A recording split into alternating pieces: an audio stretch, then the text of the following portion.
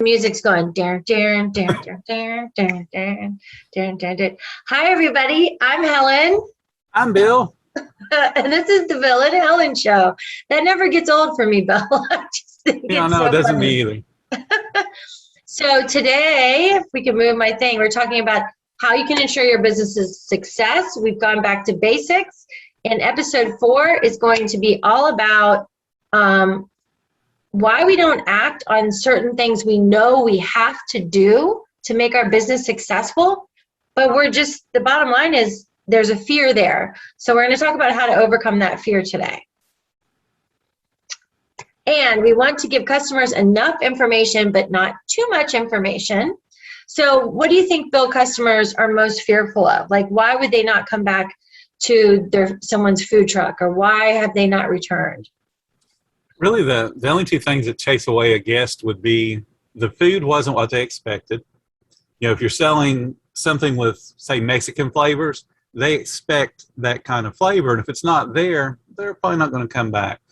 And then the other thing that chases them away is just the guest service in general. If the people aren't friendly and outgoing, they don't feel really good about coming back. They don't want to be around that kind of person again. They may eat occasionally, but they won't eat as frequently.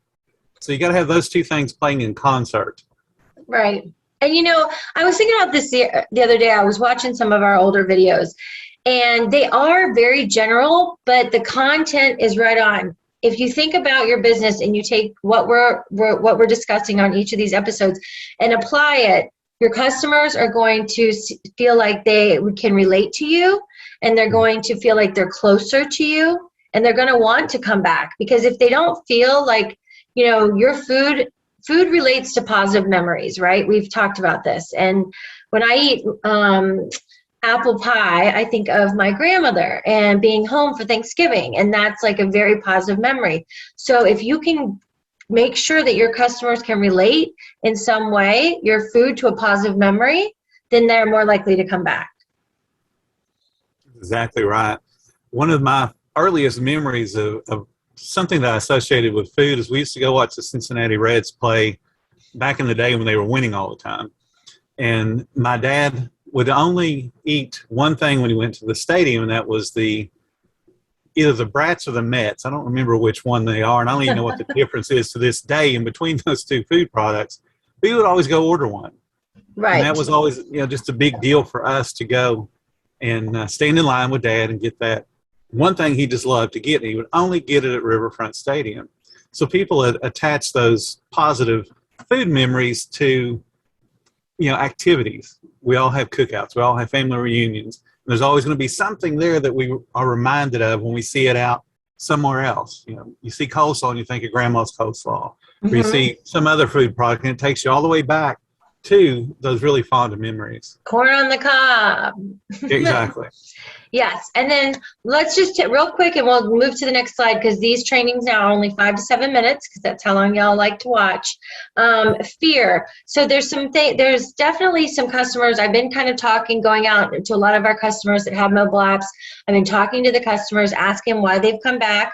I have actually ran into a few customers and asked them, have you been back to that food truck?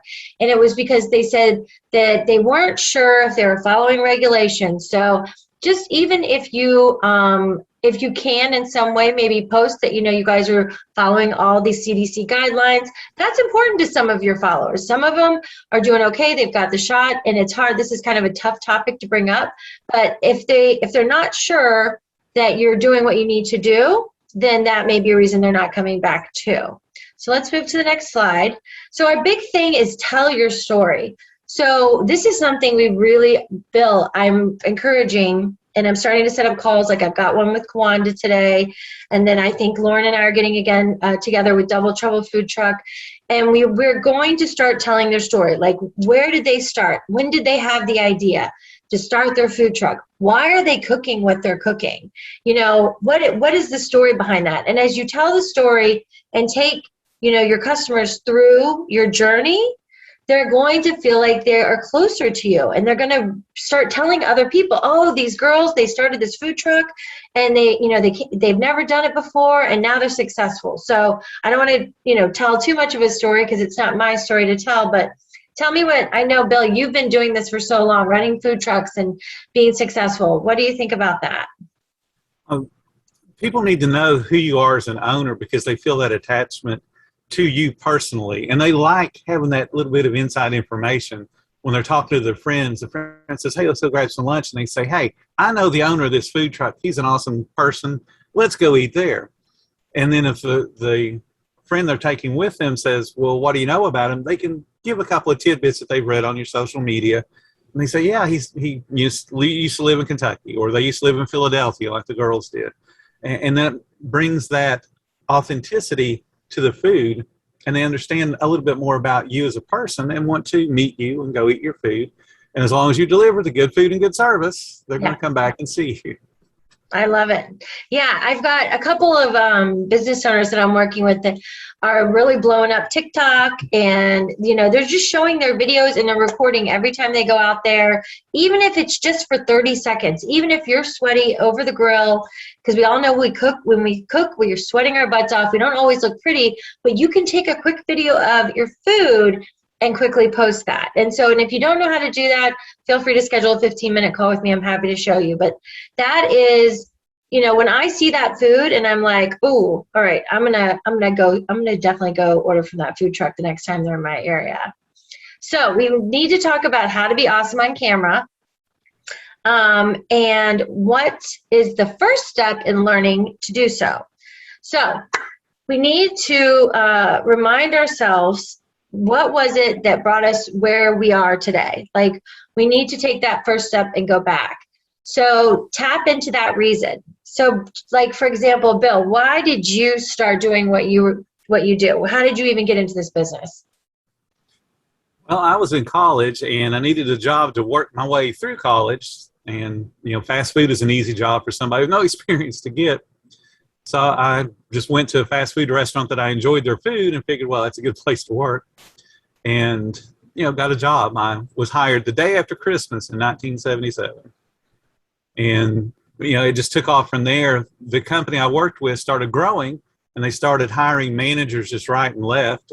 And when you get caught up in the excitement of seeing growth everywhere and a new store opening every week, you want to be a part of that excitement. So that's really what took me into being into food. And then my first food truck experience was having done it as a part of the restaurant. And I realized how much money we were able to generate. I could do it by myself and make more money than when I worked in the restaurant. So that's what kind of got me started, was just kind of worked into it gradually. And I have to tell anybody who's watching this, Bill works with some food trucks that have mobile apps right now, one-on-one. It is 100% worth it. And he knows both sides. He knows if you want to talk about opening a restaurant, if you want to get into the business of food trucks, Bill knows he's the person to tap into. Because, and where I was going with when I created this slide was like, what is the reason that you get up in the morning? Like, what drives you? And if that is something that you can feed off of all day, that's great. But remember, when you're afraid to do something, like if you're afraid, like some people didn't know mobile apps were super easy to use and just let the orders come through. They thought it was something scary. So that's a fear. That takes up a ton of energy. And they said they were so nervous until they finally had a call with us or just got on one of our team calls and realized once it's set up, it just kind of runs itself, unless they have to change the menu. But that fear, that took up all their energy for months and months. So if you're fearful of something, what I try to do, I reached out to Bill. My background's in tech, but I didn't know a lot about the food truck industry. And then Bill basically is cluing me in on several little tidbits that I need to know. Just go ahead. There's a lot of information out there, like even YouTube I utilize tons. Even before this meeting today, I was YouTubing a new topic that Bill and I are going to be talking about after we do this recording. So there's so much information out there. You can even just search it and go for it and look at it in a YouTube event, a YouTube training. But you need that reason to get out of bed, and you need to have something that motivates you every day. And something that the group we try to do is write it down and put it on your mirror and just remember, your goals, but also what is that one reason? And I like to tell people, Bill, something I learned, or I like to share, not tell, I like to share that if your reason why you get out of bed in the morning does not make you cry, it's not a good enough reason. Like, it's got to be something really big that you're trying to accomplish. So, so what are your thoughts on that, Bill? I don't think I've ever mentioned that to you. No, I have not heard that one before. Maybe for men it's a little different, but for women, we might weep about it if we're trying to really get there. I'm reminded of a person I worked with a long, long time ago in a convenience store. They were a family-owned convenience store for like over a century. Not necessarily a convenience store, but they had stores, for over a century in the family. And he's doing a presentation for us, and he's talking about your goals. The reason that you do what you do have to wow you. So when you accomplish it, you are just absolutely stunned. Because some people set their goals so low as, well, I just want to get up tomorrow morning. Okay, well, you're probably going to do that anyway.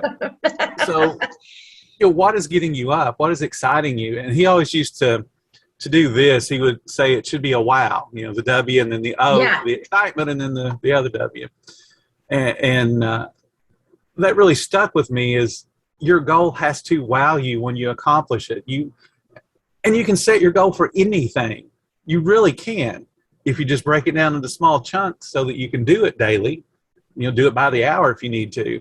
But I mean, if you don't dream big enough, you'll just never feel like you're fulfilled enough. You'll always see something that you want to do that, darn, I wish I'd have done that. And just set your goals.